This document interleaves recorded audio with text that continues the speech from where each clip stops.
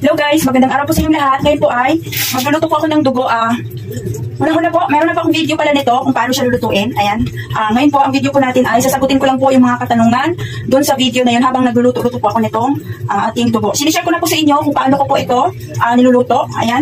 At marami pong comment doon. Sasagutin ko po yung mga comment doon habang nagagawa ulit po ako nito. Sa mga hindi pa po alam kung paano ko po ito ginagawa, check nyo po yung aking YouTube channel or ilalagay ko po sa description box dyan sa baba yung video ko po kung paano ko po niluluto ito. Sa ngayon po ay kumbaga ipapahapyaw ko lang po yung pagpapakita sa inyo ng aking pagluluto nito kasi may video na po ako about sa pagluluto nitong dugo ng baka. Ayan po, pwede po tayong gumamit dito ng dugo ng manok o dugo ng baboy. Ang gamit po talaga namin is dugo ng baka. Ayan po, ang kagandahan po kasi, kaya po baka yung nakasanayan namin. Kasi hindi naman po sa yung manok po kasi nakakabili kami, may mga dumi-dumi pa siya dito sa loob. Ayan, samantalang sa baka po, malinis siya. Kadalasan po, bumibili kami ng manok, may mga balahibo siyang nasa loob lang dito sa loob nito, tapos may mga dumi. Ayun po, hindi na po ako bumibili ng manok. Sabi po nila, mas masarap daw po yung dugo ng manok, pero ayun po, para po sa akin, nasanay po ako talaga dito sa baka kasi sigurado po talaga kung malinis yung itong dugo ng baka. Ayan po, bukod naman po sa, lulutuin po natin siyang maigi kasi kung sakali po hindi naman po tayo sure ng pagkakaluto nito, lulutuin po natin siya para po siguradong malinis. Bali, dalawang luto pang gagawin natin dito kasi bukod po sa iihawin natin siya, ilalaga or papakaluin muna natin siya bago natin siya ihawin. Kaya po, bali, dalawang luto po ang gagawin natin.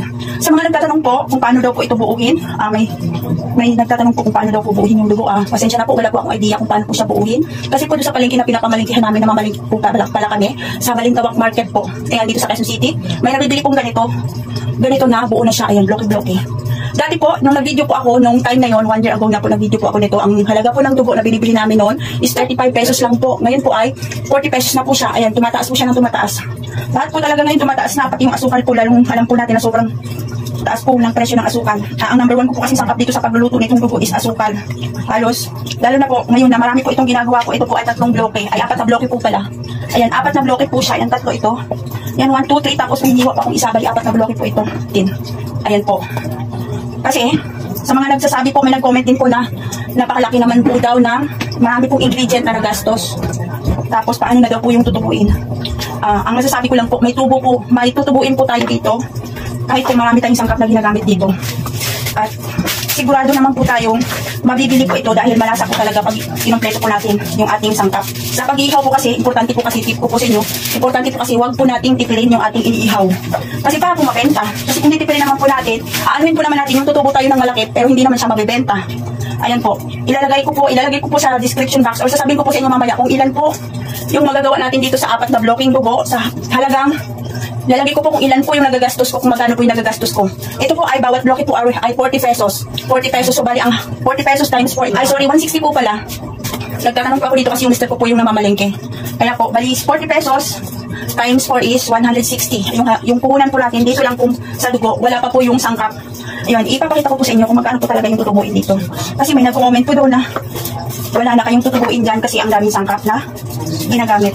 Ayan, ipapakita ko po sa inyo kung ilan po yung nagagawa ko sa 4 na blocking dugo. At yung bintahan po namin ngayon is tumaas na rin po siya. Bali, dati po kasi yung sa video ko, yung sa vlog ko about dito is, ang bintahan ko po nung time na yon ay 5 pesos lang. Ngayon po ay 6 pesos na. Ayan, ganyan kalapad. 6 pesos na po yung bintahan namin kasi mahal na po yung asukal. Alam naman po natin na tumaas na yung presyo ng asukal. Yung asukal po ang number 1 na ginagamit kong sangkap dito sa paggawa ng dugo. Ayan. Bali, babawiin lang din po natin. Nagtataas po kami ng piso. Kahit pa paano po, hindi pa rin nabibenta pa rin naman po siya at wala naman po, hindi naman po umaangal yung ating mga customer. Dahil depende po yan sa pagtitimpla natin, sa lasa, na hindi natin siya tinitipid. Ayan po, lalo na yung ating sausawan. Sa mga bago pa lang po, may video na rin po ako tungkol sa ating sausawan ng mga barbecue. Ayan, check nyo po yung aking YouTube channel. O ilalagay ko na rin po dyan sa description box sa baba. Yung paggawa ko po nito, yung detalye po, may video na pa ako yung detalye ko po, yung paggawa ko talaga nitong dugo, at saka yung ating sausawan, at saka yung ating basting. Ayan, may video din po ako about sa basting ng ating mga ihaw-ihaw, yung sausawan, at saka po yung paggawa ko nito, at saka yung ating isaw ng manok. Ayan, ganyan po siya kanipis, oh. Ganyan po kanipis yung aking paghihiwa. At ito po pala ulit sa inyo, piliin po natin yung dugo na hindi matigas. Ayan, halimbawa po ito po. Pipindutin, pag pumili po tayo ng dugo, pipisilin po natin, or pipindutin po natin siya. Pipisilin po natin siya, ayan. Pagka matigas po yung dugo, ibig sabihin, pangit po yun. Ayan po, parang mag-ano siya, pisilin natin siya pag malambot, ayan po yung maganda. Ayan po. Tapos, hiwain lang natin siya ganyan. Mas maganda po, manipis yung ating pagkakahiwa. para mas marami po yung ating tutubuin. Manipis po siya, wag naman po masyadong manipis kasi mahirapan po tayo pag tuho, pagka sobrang nipis naman. Pag maganda po yung klase ng dugo na ating nabibili, kahit manipis po yung tuho, yung pagkahiwa natin, matutuho pa rin natin siya kasi maganda po yung ano niya, yung klase niya, hindi siya basta-basta mabibiyak pag maganda yung klase ng dugo na napili natin. Pero pagka hindi maganda, hindi natin siya mapipilit na nipisan. Yung pagkahiwa kasi mabilis po siyang mabibiyak. Kaya piliin po natin talaga yung dugo na maganda yung klase or hindi siya matigas. Yung medyo, pag pinisil natin siya o pag pinindot natin siya, hindi siya, ayan, umaalon-alon siya, ayan, malambot siya. Ayan, ganyan, no. Pag pinisil natin siyang ganyan, or pinindot natin siyang ganyan, yan yung klase ng dugo na maganda. Pag sobrang tigas, pangit po siya. Pangit po yung texture, pag matigas po yung dugo. Ang lasa po niya, parang malabo, or parang kumain tayo ng kamote. Yun po yung lasa ng dugo, pagka matigas. Pero pagka yung malambot yung dugo na napili natin, ang lasa po niya ay smooth po siyang kainin, masarap siyang kainin. Ayan, ganyan po yung tsura niya pagka maganda yung klase ng dugo natin nabibili. Ayan po. Papakita ko po sa inyo mamaya kung ilan po yung nagagawa natin sa isang bloke ng dugo. Magastos po talaga siya kasi yung asukal po na ginagamit ko dito, lalo na po 4 na bloke po to. Ang ginagamit ko pong asukal sa 4 na bloke is kulang-kulang 1 kilo po, bali 3/4 kilo. Para po malasa siya. Kasi ang hinahabol ko po doon, ano naman po natin yung wala siyang lasa, hindi po talaga magbebenta pag walang lasa yung ating dugo. Kaya kailangan po malasa para babalik-balikan na ating mga customer. Yan naman po yung number 1 na sikreto pag nag-iihaw tayo, kailangan malasa. Kasi naman po natin, ulitin ko po, anuin po natin yung tutubo tayo ng malaki pero hindi natin siya mabibenta. Ayan po, ito po napapaubos namin sa loob ng isang araw. Minsan po, pag Sabado o Linggo, ang ginagawa po namin dito ay 6 or 5 bloke yung aming ginagawa. Depende po sa panahon, lalo na po pag magdi-December, marami po talaga. Mas marami yung aming nagagawang ganito na dugo. Pero pag ibang araw, ayan, ang minimum lang namin ginagawa ay 4 na bloke. Napapaubos po namin yung sa loob ng isang araw. Bali, ilang oras lang po namin yung tinitinda. Kasi kung naglalatag kami alas 3 ng hapon or alas 4 pala ng hapon, natatapos kami, pinakamatagal po namin natinda is 8:30 hanggang 9 o'clock ng gabi. Ayan po, mabilis lang po talaga siya. Yun po yung tip ko sa inyo, sinishare ko po sa inyo kung ano po yung pagtimpla ko sa dugo para po mabenta yung ating dugo, malasa siya. Ayan, yun po yung ginagawa ko. Ayan, mamaya po pakita ko po sa inyo yung paglaga. Ulitin ko po, may video na po ako, full video po kung paano po, step by step kung paano po ito ginagawa. Pahapiyaw ko lang po sa inyo yung paggawa ko nito sa inyo ngayon kasi sinasagot ko lang po yung mga comment dyan doon sa una kong video nito. Sinasagot ko lang po yung marami pong question doon, marami pong comment doon kung paano daw ito buuhin. Pasensya na po kayo. At hindi ko po alam o wala po akong idea kung paano po ito buuhin kasi po binibili lang po ito ng mister ko na nakaganito na siya, buo na siya, nakabloke na siya. Ayan po, kung wala naman pong nabibenta dyan sa inyo, sa palengke sa inyo, maghanap po kayo sa ibang palengke baka meron po. Kasi dito po sa Quezon City, marami po dito sa amin na nagbebenta ng ganito. Nakabloke na talaga siya, buo na yung dugo. Ayan po. Ayun mga kakusina, ayun po, iluluto na natin. Iluluto na po yung ating inihaw na dugo. Ayun, nagpapainit po tayo ng kawali. Ayun po, naglalagay po ng konting cooking oil para pag-isa natin sa ating dugo. Tapos yun po. Ayun po, maglalagay po ng bawang. Maglalagay po ako ng greens na garlic. Yan, ito lang po yung aking lalagay kasi marami po yung mga aking ginagawa. Ayun po. Ibigay lang natin siya hanggang sa mag-golden brown yung ating bawang. Pagpaluin na natin. Eh, so yung video ko pa nalagay na padalay ko sa description box. Upload ko naman yung ngayon. Ako po ay, ayan. Ayan po, golden brown na siya. Nalagay ko na po yung ating bawang na natin. Ayan, makita niyo. Ayan, golden brown na yung ating bawang. Nalagay ko na yung ating sugar. Gusto lang po i-correct yung ating sugar. Ayan po, sa 4 na bloke po, halos 3/4 po na kilo ng ating sugar yung aking nagagamit. Ayan po. Kulang-kulang 1 kilo po na asukal yung aking nagagamit sa ating dugo. Ayan po, para malasa po talaga siya. Ayan. Alam ko pa marami ko magko-comment dyan na sabi mo masyadong mahal yung ating nagagamit sa ingredient. Ipapakita ko po sa inyo mamaya kung ilan po yung magagawa natin sa dugo at i-minus po natin lahat ng ating mga sangka na ating nagagamit dito sa ating inihaw na dugo.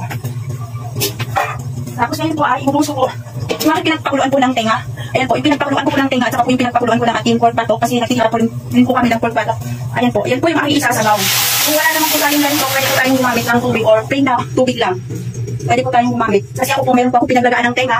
Kaya ayan po yung aking ginagamit para hindi po masayang at nakakadagdag din ng lasa dun sa ating inihaw na dugo na gagawin. Tapos po ay maglalagay din po ako ng ayan po yung pinagsasawsawan ko na suka. Kung wala naman po tayong ganito. Pero kung nag-ihaw-ihaw na po tayo, tsak po na meron po tayong ganito. Yung pinagsasawsawan. Yung suka na gamit na yung pinagsasawsawan natin. Ayan po yung aking isasabaw dyan. Ayan po. Tingin ko lang sa hindi ko yan siya uubusin. Ito po yung pinagsasawsawan ng aking mga inihaw. Ayan po. Doon po sa aming ihaw-ihaw, naglalagay po ako doon. Binabantayan po talaga namin yung aming mga customer. Hindi po namin pinapabalik-balik pag sausaw at naglagay din po ako ng sulat or karatula dun sa aming ihawan na bawal po ibalik-balik yung pagsasawsaw sa inihaw. Pag once na nakagat na, kaya ito po, malinis po ito talaga. Ayan, isasabay ko lang po yung mga sibuyas at sili para dagdag lasa din sa atin. Ayan, ibubuhos ko na siya. Yung suka po yan na pinagsasawsawan ng ating mga inihaw. Pero kung wala pa po tayong ganyan, pwede po tayong gumamit ng plain na suka, yung wala pang lasa, yung suka lang talaga na puro. Pwede po natin gamitin yan. Pero kung nakapag-umpisa na po tayong mag-ihaw-ihaw at meron na po tayong ganyan, mas malasa po pag yung pinagsasawsawan ng ating mga inihaw, yun yung ating gagamitin pansabaw sa ating dugo na gagawin na ilalaga. Tapos po ay maglalagay din po ako ng isang pirasong pampalasa. Ayan po. Depende po sa inyo kung ano po yung gusto nyo gagamitin. Sabihin ko sa inyo, ayan po, hindi po ito sponsor. Ayan po, gamit po ay pork sabor. Ayan po, medyo mas mura po kasi siya, kaya ito po yung gamit ko. Yan, ilalagay ko na. Tapos maglalagay din po tayo ng 1/2 teaspoon na lang black pepper. Ayan, maglalagay tayo ng kalahating kutsalitang pamintang powder. Ayan. Tapos, haluin lang natin siya. Hintayin po natin siyang kumulo. Bago ko po ilagay yung ating inihaw na dugo. Ayan, haluin lang natin. Hintayin po natin yung kumulo.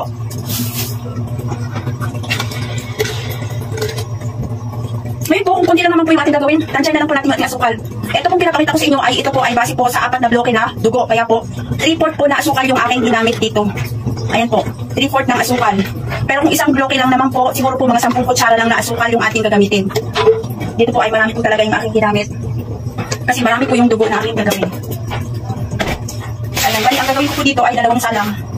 2 salang, pag kumulo na po ito, gagawin ko tayong ating kasi na ubus. Tepek pa tayo ito. Tapos kulang kasi sa panis.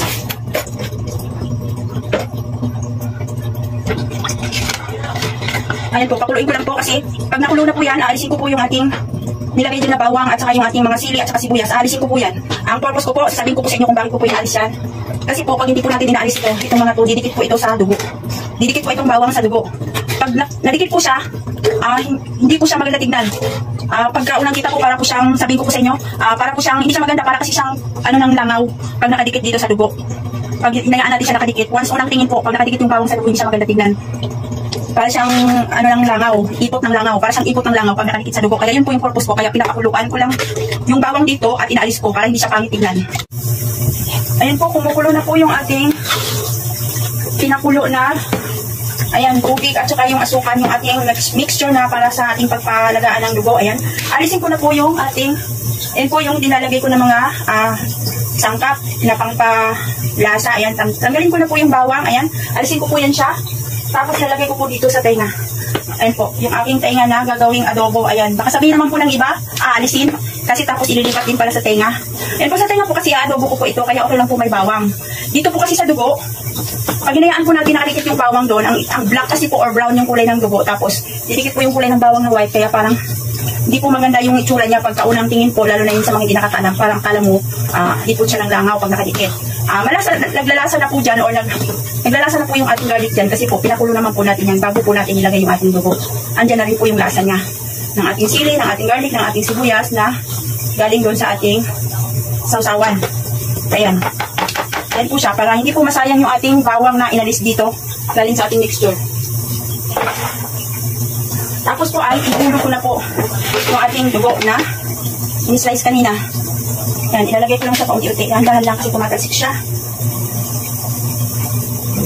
Ayan, bali 2 salang po yung ginagawa ko dito kasi 4 na bloke po yan. 2 salang yung aking gagawin. Pakuluin ko po siya.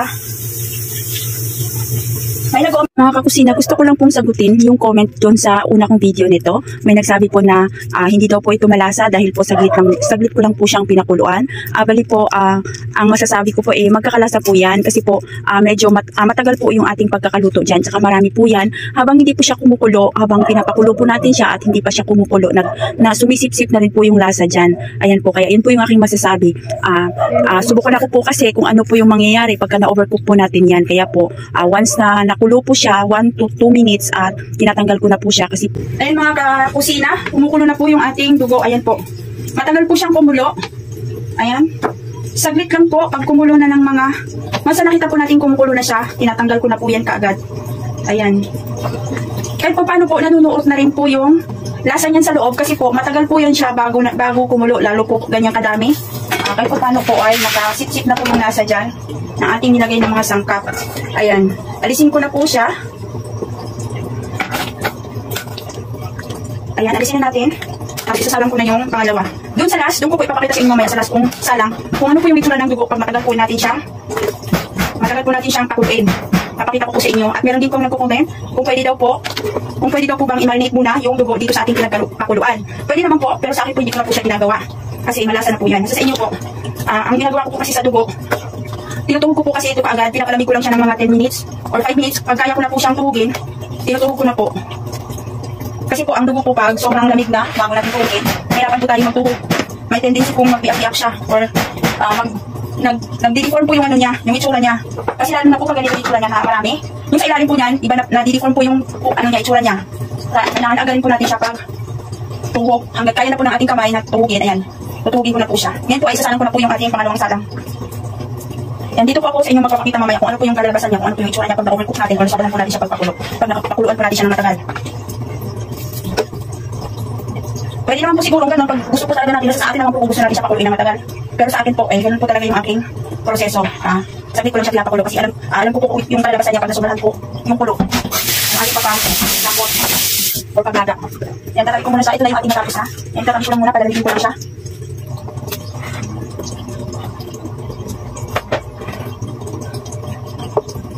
Yan po, inday ko natin itong isang pangalawang salang na to. Hanguin ko po yung iba, maglalagay lang po ako. Papakita ko po sa inyo kung ano po yung itsura niya pag na-overcook. Kasi sayang po, pag i-overcook ko po ito lahat or pag nilaga ko po ito ng sobra lahat. Yan mga kakusina, kumukulo na po yung ating pangalawang salang na dugo. Yan, hanguin ko na po yung iba. At iiwan ko po yung ipapakita ko sa inyo kung ano po yung kalalabasan pag nasobrahan po natin siya pag laga or pakulo. Yan, magtitira po ako ng konti. Ayan o, may lumalabas na po siya o. Ayan, ganyan po, mamaya pakita niya kung ano pong magiging itsura niya pag na-over pakulo po natin siya ng matagal. Hanguin ko lang yung iba.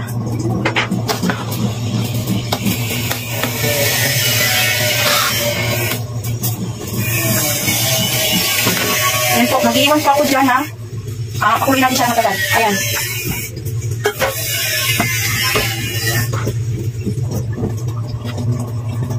Ayan po, kasi ang ginagawa ko po, once nakumulo na po yun, 1 minute or 2 minutes, sinahango ko na po siya. Pero ito po, yan po, pinapakulo ko po siya ng matagal kasi may nagko-comment. Mga kakusina, ayan na po, ito na po yung ating dugo na pinapakuluan po natin ng matagal. Ayan po, ipapakita ko po sa inyo kung ano po yung itsura niya pag napakuluan po natin siya ng matagal. Hanguin ko na po siya. Ayan po, ito po ay pinakuluan ko ng matagal. Kukompare ko po kung ano po yung, depende po kasi sa dugo, pagka yung once na sobrang lambot po yung ating nakuha na dugo, ang tendency po talaga, sobra siyang nagbibiak-biak. Ayan, ipapakita ko po sa inyo kung ano po yung itsura niya. Ayan po yung ating, ito po yung ating dugo na pinakuluan kanina na hinango ko kaagad. Ayan. Tapos, ito po yung dugo na pinakuluan ko ng matagal. Papakita ko po sa inyo ng malapitan. Ito po yung itsura niya pag nasobrahan po natin siya pagpakulo, sobrang init. Ayan po, nagbubukol-bukol siya. Ayan, pagka yung mas malambot po yung dugo na nakuha natin, yung magandang dugo na mas malambot pa, sobra po siyang magbubukol-bukol or magbabubbles-bubbles po siya dyan. Ayan po, ito po yung ating i-compare po natin doon sa kanina. Ayan po, ito po yung pinakulo ko lang na yan kadalasan kong ginagawa, yung tama lang. Ito siya. Tapos, ito po yung itsura ng dugo na overcook. Pag once po nakapili po tayo ng dugo na mas malambot pa, mas malala pa po dito yung itsura niya, yung bukol-bukol niya. Minsan po nagpipilipit-pilipit po siya sa sobra pong na-overcook natin. Ito po yung ginawa ko na kadalasan kong ginagawa yung tama lang. Pag kulo ng mga 2 minutes or 1 minute, ayan, hinahango ko na siya. Ito naman yung ating na-overcook na dugo. Yan po guys. Yan po mga kakusina. At ang ginagawa ko po, ganito lang po talaga. Once kumulo siya ng saglit or mga 1 minute or 2 minutes, tinatanggal ko na. Kasi po, lulutuin pa naman po siya natin ulit. Iihawin pa po natin siya. Kaya bali dalawang ang ginawa po natin sa dugo na to. 3 luto na po to. Kasi binili ko po ito, naluto na po siya. Kaya po siya nagbuo-buo. Nabuo yung ating dugo. Kaya po siya nagbubloke kasi naluto na po yun. Tapos po, iniluto pa po natin siya sa ating mixture na ginawa. Tapos pagkatapos po nito ay iihawin pa po natin siya. Kaya po, sobrang luto na po yung ating ginagawa. Ayan na po guys. Ayan na guys, ito na po yung ating natuhog na dugo ng baka. Ayan na po siya guys. Nakagawa po ako ng 100 stick po. 100 stick or 100 pieces na ayan po, dugo or Betamax na ating iihawin. Ganito po siya kalaki. Ayan po, oh. Ang bentahan po namin dito is 6 pesos po. 6 pesos po ang bawat isa per stick. Dati po, 5 pesos po ang bentahan namin. Kaso tumaas po yung asukal at saka po yung ating presyo ng dugo. Kasi dati po 30 or 35 pesos lang kuha namin. Nung nag-vlog po ako, 30 pesos lang po or 35 pesos. Ngayon po ay 40 pesos na siya. Kaya po ang ginawa po namin ay nagtaas po kami. Bahala po kayo mag-a-adjust ng ating sa presyohan. Ayan po, 6 pesos po ang bentahan namin ngayon. 6 pesos times 100 is 600 pesos po. Bali, ang nasabi ko na po kanina, ang bili ko po sa apat na bloke na dugo is 160 kasi 40 pesos po ang bawat isa. Ayan po, gumamit po ako na asukal na 100, bali 3/4 po na asukal. Ang kuha po namin dito sa asukal is 86 pesos po ang presyo ng bawat kilo. So, bali, babawasin po natin ng 1/4 yun. Ayan po. Yun sa vlog ko po, sa video ko po nito, na may ano po ako sa description box sa baba. Meron na po akong costing. Ayan po. Ayan po, sa 600 pesos, may tutubuin na po tayo doon. Pag naibenta po natin ito lahat, yung ating 100 pieces na 6 pesos, magiging 600 po siya. Iaawat po natin doon yung ating asukal. Mas malaki pa rin po yung ating tubuin ng ating dugo pag naibenta po natin lahat. Ayan po guys, kung nagustuhan niyo po ang video ko, sa araw na ito, maaari niyo pong i-like, i-share, at pakisubscribe po yung aking YouTube channel. Maraming salamat po sa inyong panonood. At yun lang po, nawa po'y pagpapalain po tayong lahat, lalong-lalo na po sa ating pagninegosyo. Maraming salamat po sa inyong lahat. Bye!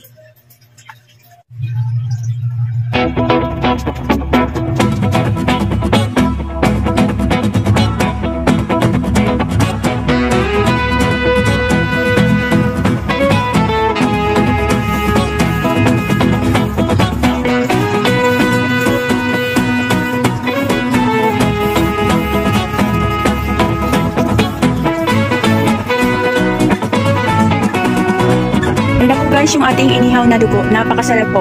Ayan po, shoutout po muna tayo. Shoutout po kay Ma'am Maylet Castillo Diel from Davao City. Shoutout po kay Kuya Joe Official. Thank you Kuya Joe sa lahat. And shoutout din po kay Leia TV. Thank you ma'am sa inyong panonood. At shoutout po sa lahat ng aking mga subscribers sa inyo po.